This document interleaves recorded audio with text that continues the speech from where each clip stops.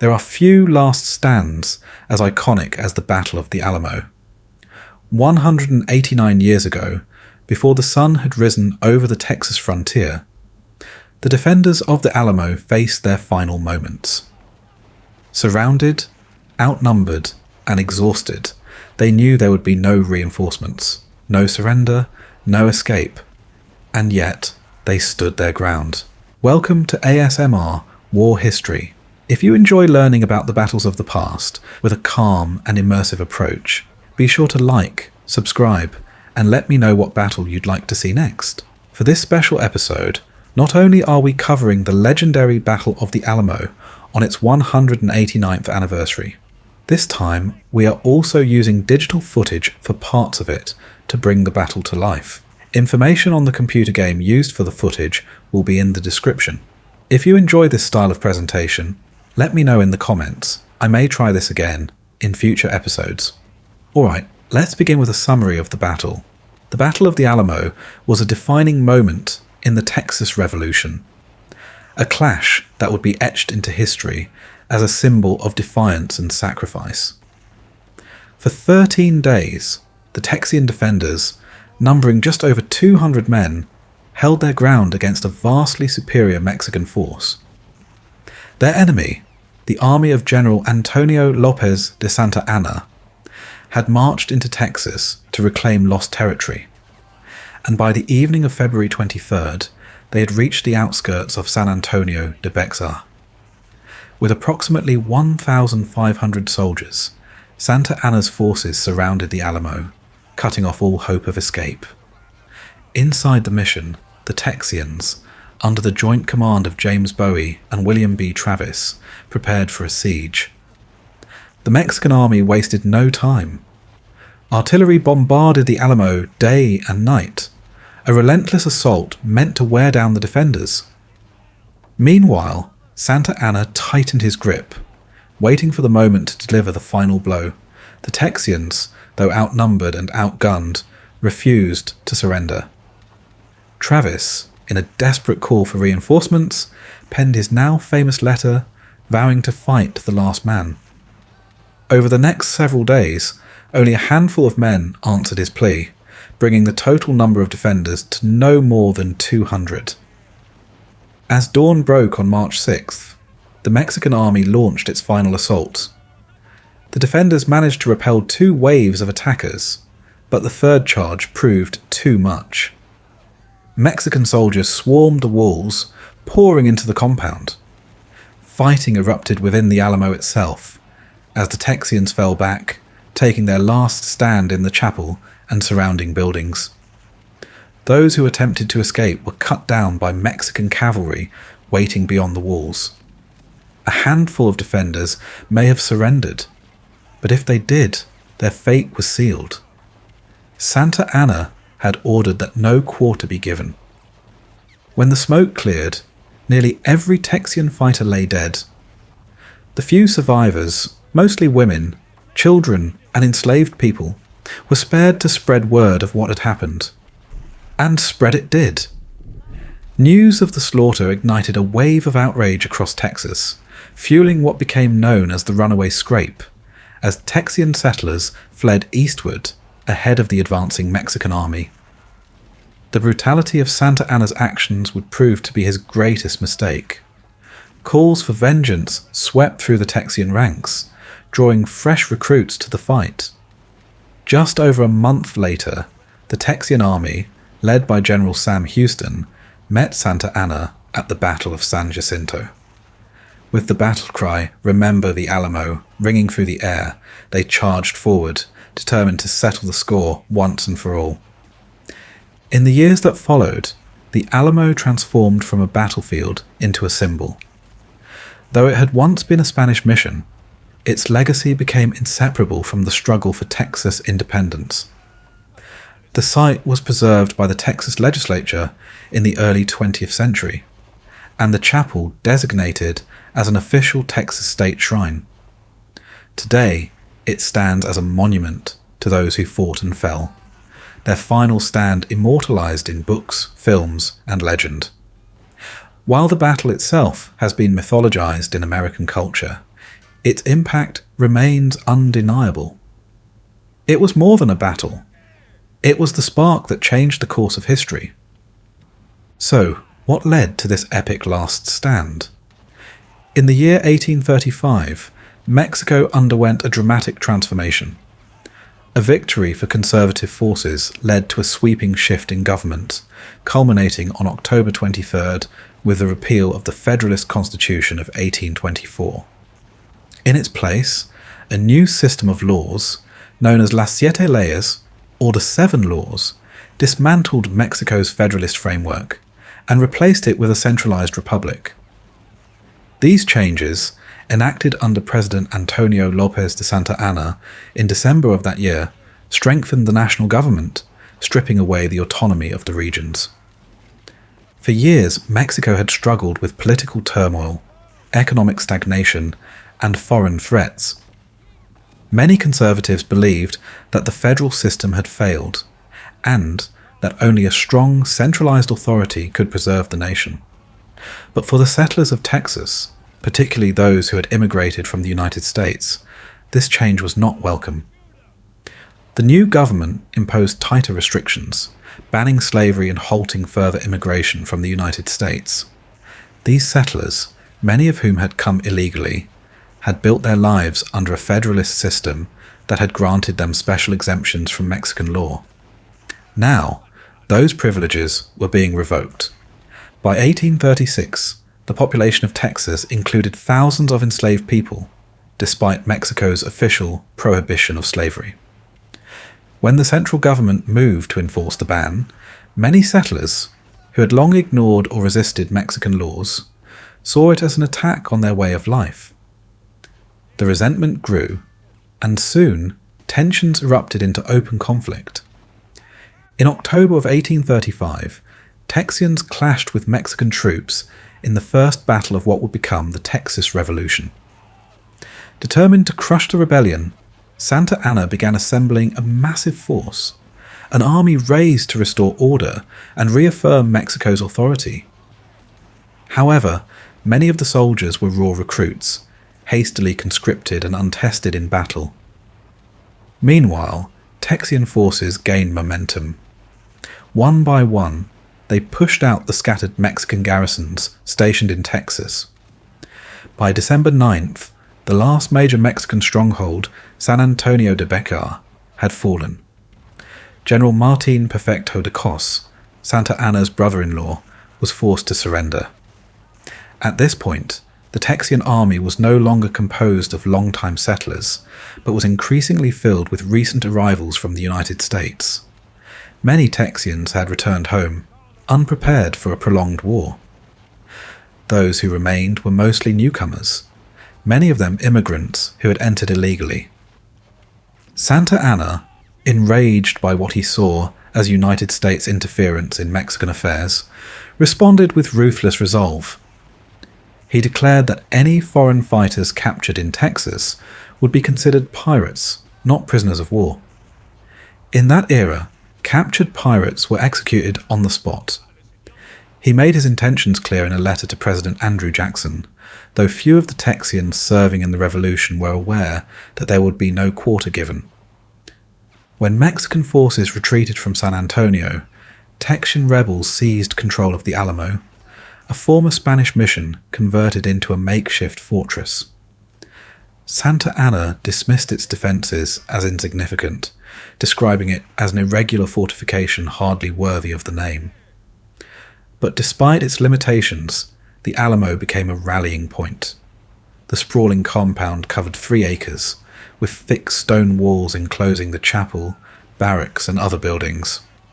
Though the fort had not been designed for large-scale warfare, the Texians made do with what they had. Engineer Green B. Jameson reinforced the walls and built wooden catwalks to give defenders a vantage point for firing over the stone perimeter, though this left them dangerously exposed. 19 cannons, left behind by the retreating Mexican army, were positioned along the walls. The most formidable weapon was an 18-pounder cannon, placed in the southwest corner of the compound. Jameson boasted to Sam Houston that with their artillery, they could whip 10 to 1. But as Santa Anna's army drew closer, it became clear that they would be facing far more than 10 men to 1. By early January of 1836, the Texian garrison at the Alamo was in a dire state. Fewer than 100 men remained, and they were dangerously low on supplies. Colonel James C. Neal, acting commander of the fort, sent urgent messages to the provisional government, pleading for reinforcements, money, and provisions.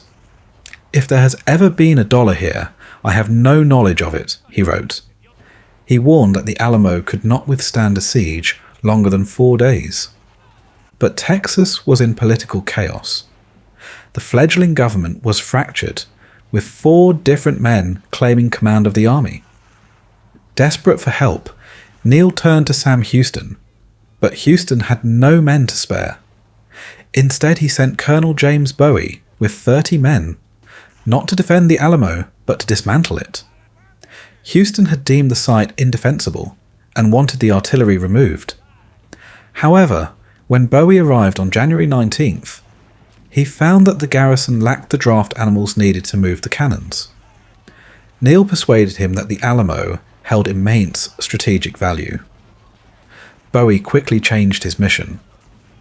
In a letter to Governor Henry Smith, he warned that the salvation of Texas depends in great measure on keeping Bexar out of the hands of the enemy. If Santa Anna took control of the city, there would be nothing to stop him from marching unchallenged toward the Sabine River. "Colonel Neal and myself have come to the solemn resolution," Bowie wrote, "that we will rather die in these ditches than give it up to the enemy."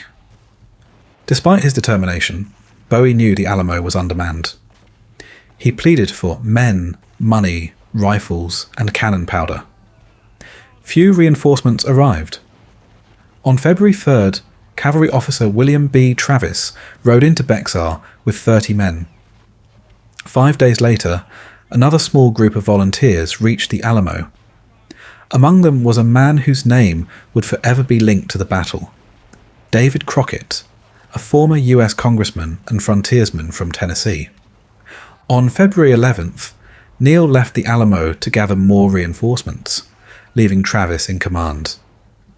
But most of the men were volunteers, and they refused to take orders from him. Instead, they elected Bowie, who had earned a fierce reputation as a fighter.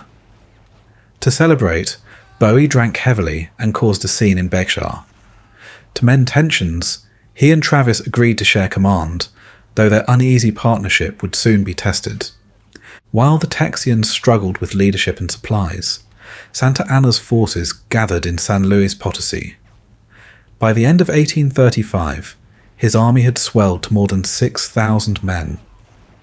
Instead of advancing along the coast, where supplies could be easily delivered by sea, he chose to march inland toward Bexar, the political centre of Texas and the site of his brother-in-law's humiliating defeat. The long march north began in late December. Many of Santa Anna's soldiers were newly recruited and untrained. Officers used the journey to drill them in combat, but some had never even fired a musket. Many refused to shoot from the shoulder, fearing the powerful recoil. Progress was slow, and supplies were scarce. There were too few mules to carry the army's provisions, and many of the civilian teamsters abandoned their posts when their pay was delayed. The army was followed by thousands of soldaderas, women and children who travelled with the troops, cooking, nursing, and providing support. They too needed food, further depleting rations. By the time Santa Anna's forces crossed the Rio Grande on February 12th, they were already suffering. The winter of 1836 was bitterly cold, with record low temperatures. By February 13th, the snow was more than a foot deep. Dysentery, hypothermia, and raids by Comanche warriors claimed the lives of many Mexican soldiers. On February 21st, Santa Anna and his vanguard reached the Medina River, just 25 miles from Bexar. The Texians, unaware of their enemy's approach, were preparing for a fiesta with the local residents. Santa Anna saw an opportunity. He ordered General Joaquin Ramirez y Sesma to launch an immediate assault on the unguarded Alamo. But before the attack could begin, a sudden downpour halted the plan. In the early hours of February 23rd, tension gripped the town of Begar. Frightened residents fled, fearing the Mexican army's imminent arrival. Some of the Texians dismissed the warnings, but William B. Travis took no chances. He posted a soldier in the bell tower of the San Fernando Church, the highest point in town, to keep watch. Hours passed in uncertainty until scouts returned with confirmation. The Mexican army was less than 2 miles away. Panic swept through the garrison. Texians scrambled to herd cattle into the Alamo, while others scoured the abandoned houses for food. Some of the men brought their families with them to seek shelter inside the mission. Among them was Almiron Dickinson, who arrived with his wife Susanna and their infant daughter Angelina. James Bowie was accompanied by his late wife's cousins, Juana Navarro Alsbury and Gertrudis Navarro, as well as Alsbury's young son. Gregorio Esparza's family had to climb through the chapel window to avoid being spotted by advancing troops. But not all Texians made it to the Alamo. Some, stationed outside Bejar, never returned. They had no way to sneak past the growing ranks of Mexican soldiers. By late afternoon, the town was fully occupied. About 1,500 Mexican troops surrounded the Alamo, their presence an unmistakable warning. Then, a blood-red flag was raised above the bell tower of the San Fernando Church. An unmistakable signal. No quarter would be given. William B. Travis did not hesitate.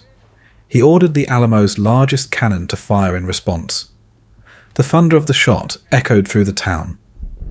But James Bowie was furious. He believed Travis had acted too hastily.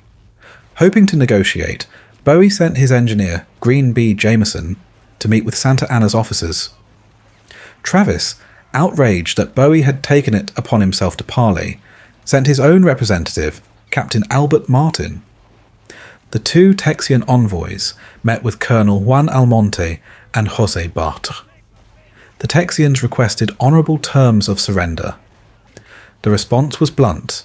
There would be no conditions. There was only one option: an immediate, unconditional surrender. When the news reached the Alamo, Bowie and Travis saw no choice. They fired the cannon once again.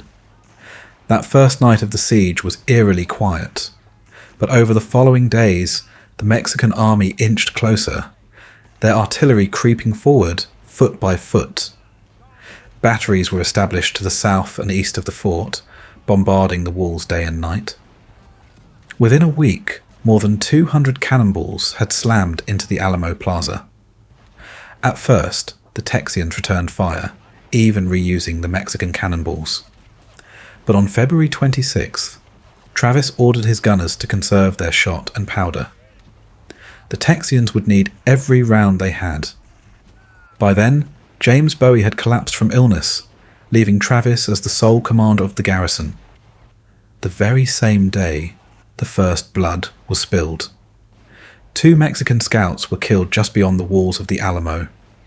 The next morning, 200 Mexican soldiers crossed the San Antonio River and took cover in the abandoned homes nearby.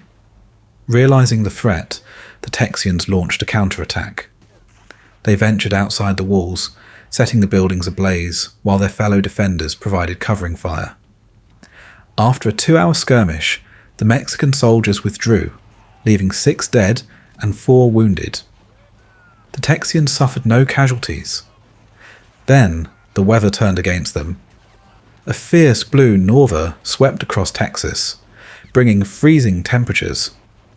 Neither army was prepared for the cold.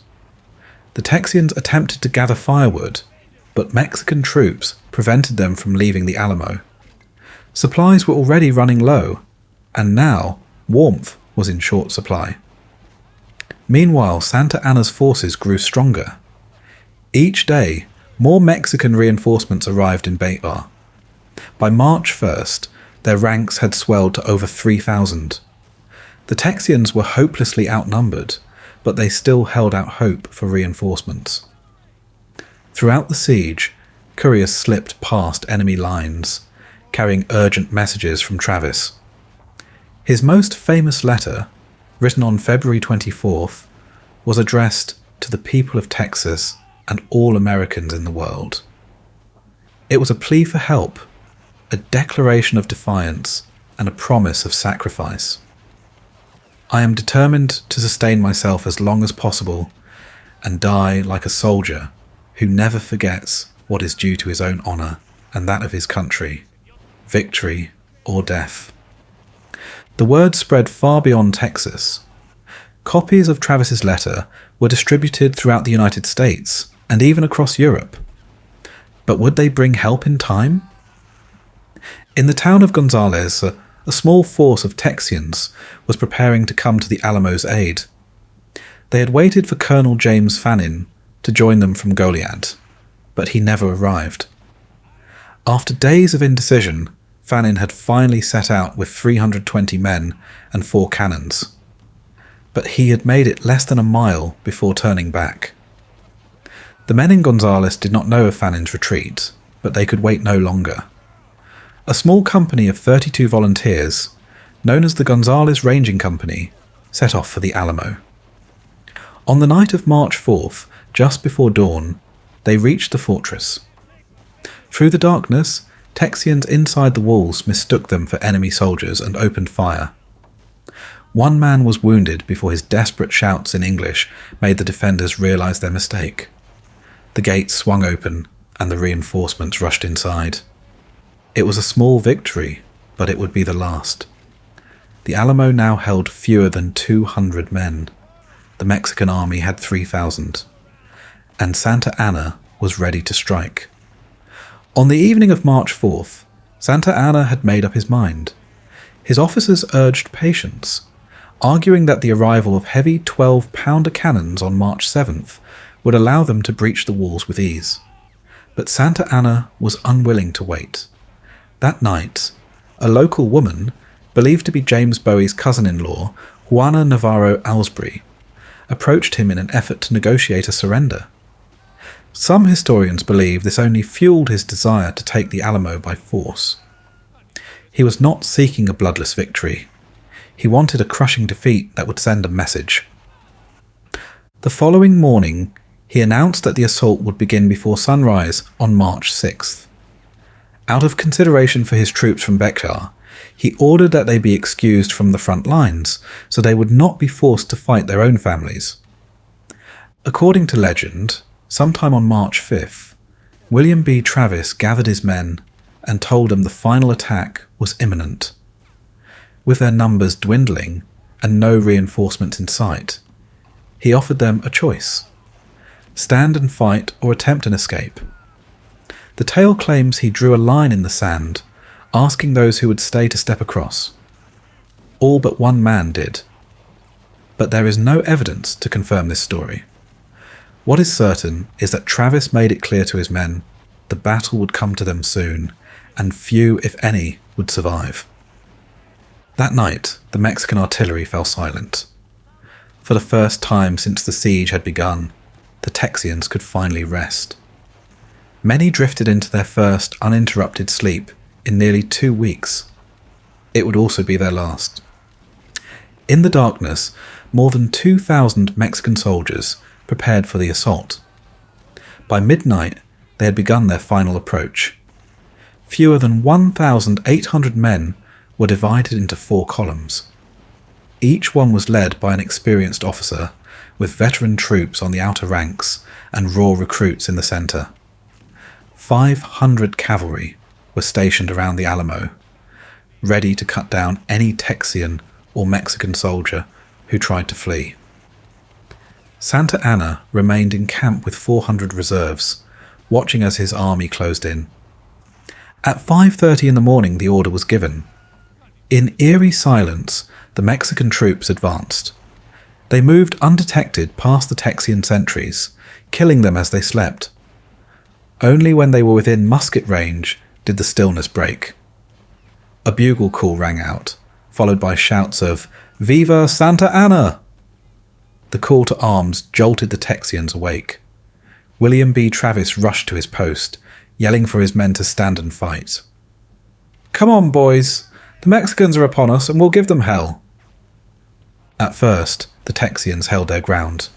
The Mexican troops struggled to advance. Their formation left only the front ranks able to fire, while the men behind them blindly shot forward, hitting their own. The Texian cannons roared to life. With no canister shot, they loaded whatever metal scraps they could find. Nails, hinges, even chopped up horseshoes, turning their guns into massive shotguns. A single cannon blast tore through the ranks of Toluca's elite chasseurs, cutting half of them down in an instant. But the Mexican forces did not break. Officers at the rear pushed their men forward. The Texians leaned over the walls to fire down at them, exposing themselves to musket fire. Within minutes, Travis was struck in the head and fell dead. Some sources claim he fired one last shot before collapsing, or that he even drew his sword and stabbed an enemy officer in a final act of defiance.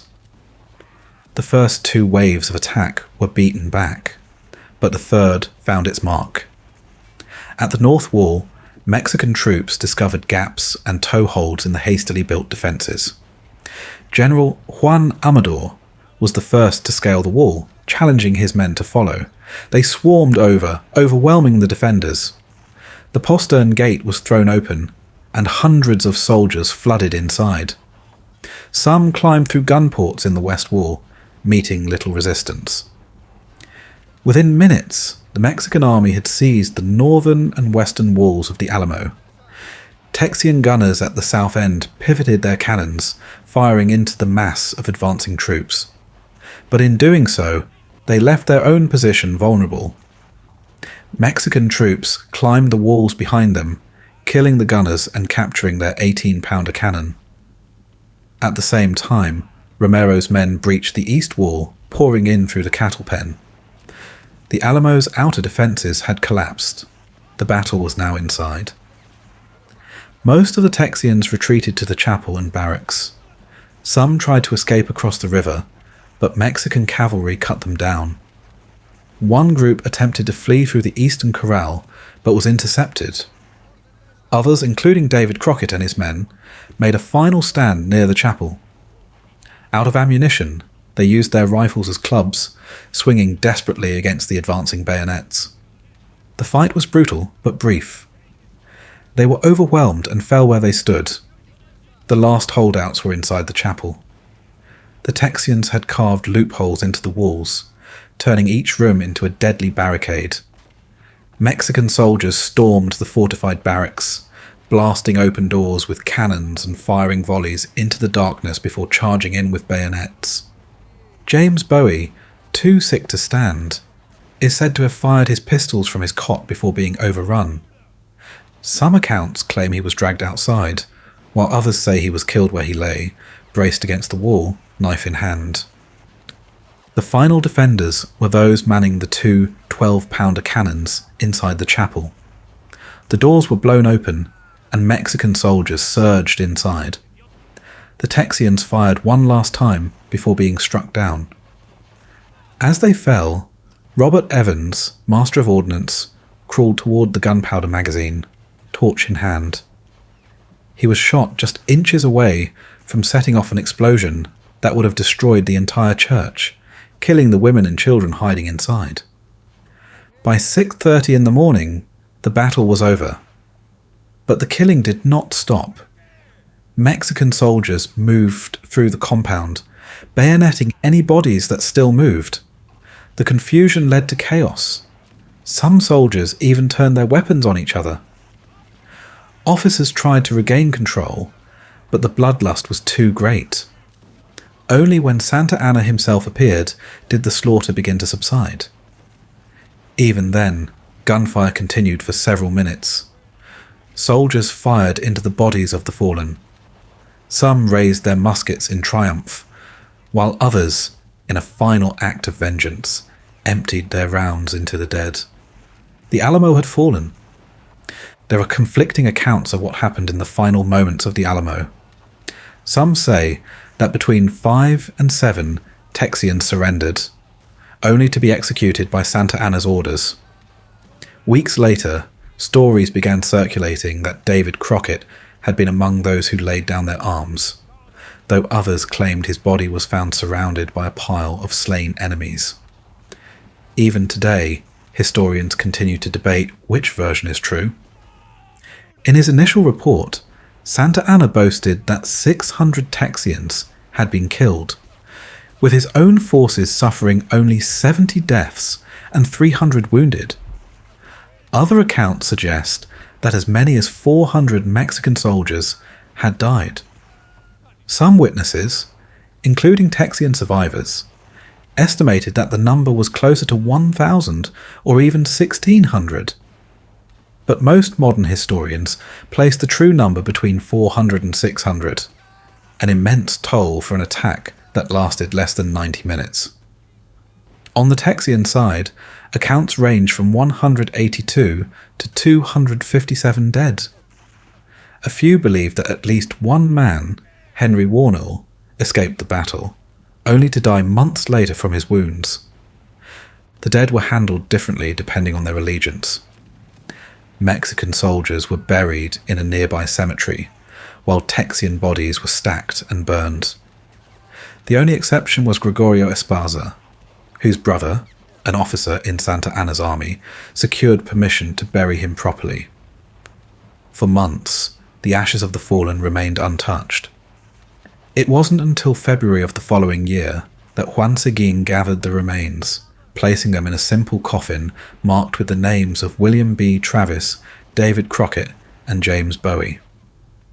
Some say the coffin was buried beneath a grove of peach trees, its location forever lost.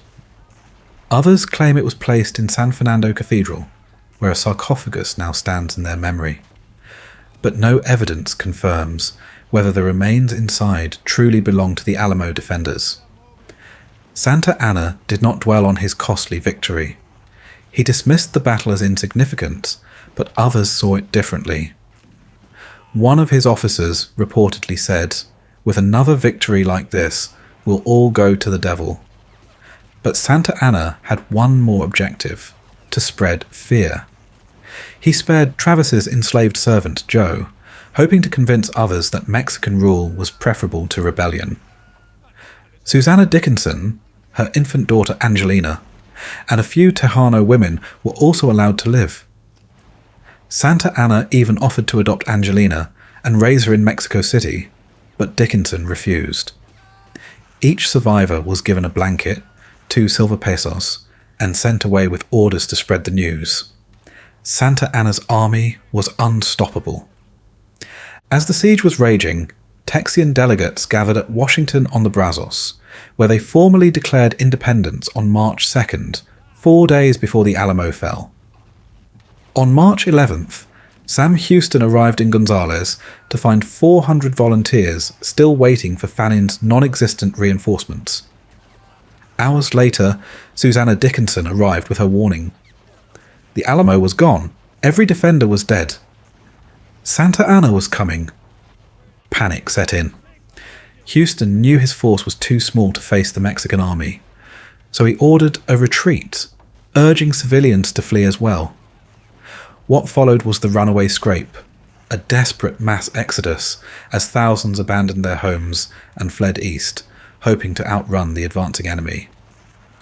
Santa Anna believed the massacre at the Alamo would break the Texians' will. He was wrong. "Remember the Alamo," became a rallying cry, spreading faster than fear. Texian ranks swelled as men rushed to join Houston's army, determined to avenge the fallen. On April 21st, the Texians struck back. At the Battle of San Jacinto, Houston's forces launched a surprise attack on Santa Anna's camp. The fighting lasted just 18 minutes. The Mexican army was shattered, and as they fled, Texian soldiers shouted the words, "Remember the Alamo," over and over again. The next day, Santa Anna was captured. Face to face with Houston, he reportedly declared, "That man may consider himself born to no common destiny who has conquered the Napoleon of the West. And now it remains for him to be generous to the vanquished." Houston's reply was sharp and simple. "You should have remembered that at the Alamo." Santa Anna's life was spared, but his dreams of conquest were over. He was forced to order his remaining troops out of Texas, cementing the Texians' victory and granting legitimacy to the Republic of Texas. In the years that followed, the meaning of the Alamo shifted. In Mexico, it faded into history, overshadowed by the later war with the United States. In Texas, it became something more. To the people of San Antonio de Bezar, it had been a mission, a hospital, and a military outpost. But for many, the Alamo would forever be remembered as a battlefield. As the legend of the Alamo grew, so did its myth. In the 20th century, the Texas legislature purchased the site, entrusting it to the Daughters of the Republic of Texas. It became an official state shrine, drawing visitors from all over the world. In the plaza, a cenotaph was erected, its stone figures commemorating those who died in the battle. For many Americans, the story of the Alamo has been shaped by film, literature, and television rather than history. The battle was first brought to the screen in 1911, but it was the 1950s Disney miniseries Davy Crockett that cemented its place in popular culture. John Wayne's 1960 film The Alamo further mythologized the event, and later films like the 2004 adaptation sought to bring a more nuanced perspective. Songs, books, and even postage stamps have immortalized the cry, "Remember the Alamo." Even today, the story of the Alamo continues to stir debate. Efforts to expand the historic site have led to controversies over private property rights, raising questions about how history should be preserved. But one thing is certain: the legacy of the Alamo endures. The walls of that mission stand not just as a relic of the past, but as a symbol of resilience, sacrifice, and the unrelenting fight for independence. And so, nearly 2 centuries later, the words still echo. Remember the Alamo!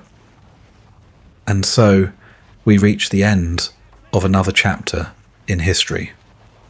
The Battle of the Alamo remains one of the most defining moments of the Texas Revolution, a story of defiance, sacrifice, and the relentless pursuit of freedom.